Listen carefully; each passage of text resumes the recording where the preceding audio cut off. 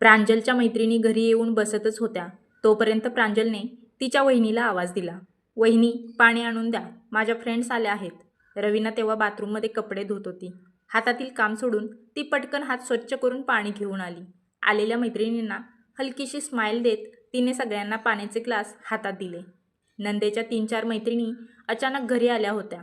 त्यांनी घातलेले कपडे बघून त्या खूप फॅशनेबल आहेत हे दिसतच होते. केसांपासून ते पायापर्यंत त्या मुली रवीनाला न्याहाळत होत्या. रवीनाने साडीचा पदर डोक्यावरती घेऊन कमरेला खोचलेला होता. हातामध्ये पाण्याचा ग्लासचा ट्रे. त्यामुळे मैत्रिणींना काहीतरी वेगळेच वाटत होते. रवीना त्यांना एखाद्या मोलकरणीप्रमाणे भासत होती. त्यांच्या नजरेत एक विचित्रपणा वाटत होता. तुच्छपणाने त्या रवीनाकडे पाहत होत्या. "या कोण? तुझ्या वहिनी आहेत का प्रांजल? तुझ्या भावाचे लव्ह मॅरेज आहे का?" असा प्रश्न एका मैत्रिणीने प्रांजलला विचारला. ते बोलणे ऐकूनच प्रांजलची आई तोंड मुरडत तिथे आलीच.